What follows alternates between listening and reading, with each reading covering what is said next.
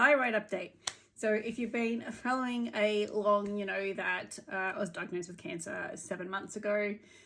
Bulk of treatment has finished. I'm just on the immunotherapy. I shouldn't say just. I'm now on immunotherapy and it's picking organs to attack. So I had really bad colitis in about April. I was on a stack of steroids and still, I think, kind of physically and probably mentally recovering from that as well. And then it decided to attack my thyroid. So kind of been trading off body parts for a little while now. And I lost my train of thought.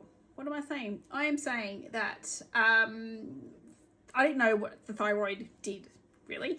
Now that probably sounds a little bit silly, but it basically controls like your whole entire body.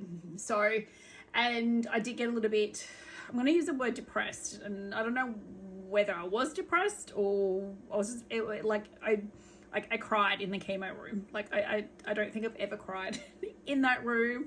I think the nurse that I had, because it was Beck, my OG nurse, from like the very first time I had chemo, was with me that day, and it was just, yeah, it was like, your thyroid's not going to recover. You're going to have to go on this tablet for the rest of your life, which broke me, and I didn't want to do that. So I spoke to my herbalist and she's like, no, we can 100% fix that, after my oncologist and like basically everyone at the hospital that I deal with was saying this isn't fixable, like it's the end of your thyroid basically. Well, so to give you an indication, I'm looking at my screen, which is why I'm looking this way. Probably should have moved the camera, but anyway. So it's the thyroid stimulating hormone, the TSH. The other ones are within their limits. So that was basically the one where I told it wasn't going to recover. So it had been pretty well normal throughout all of my treatment.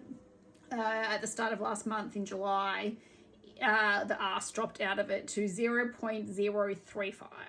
So it was basically non-existent. It should be between 0.4 and 4. So that was enough to kind of send me into a bit of a spiral.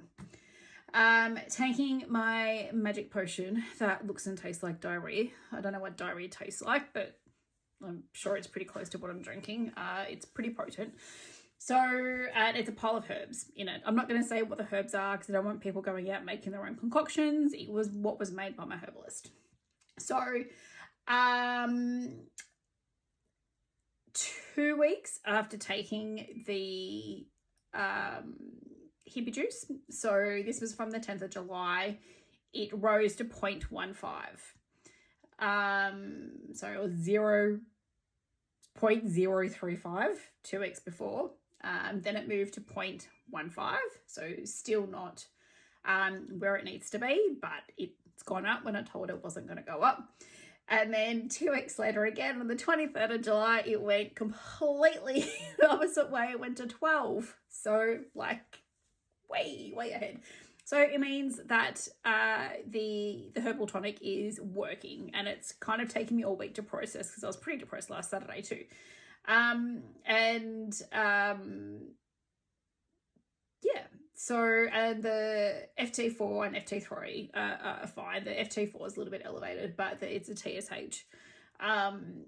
So I've had to reduce the amount that I take. So I'm down to 2 mils now instead of 5 twice a day. But yeah, pretty, given I was heading to like Hashimoto's and like all of that, like I was heading to like autoimmune land. So yeah, now it appears that I'm not, and I'm actually quite feeling really good about it. So yeah, so if you are going through any type of treatment, Western medicine has been absolutely fantastic to me, but had I listened solely to them, I would have been on pills for the rest of my life that I could have avoided. So it's either like a really big coincidence or the herbal side of at least cancer treatment in my space, can work. So if you have any questions about it, let me know. As I said, I'm not going to kind of reveal what's in it because I don't want people going out and making their own concoctions. Happy to refer to my herbalist if you're local to the Hunter Valley, but that's it. So it's looking good.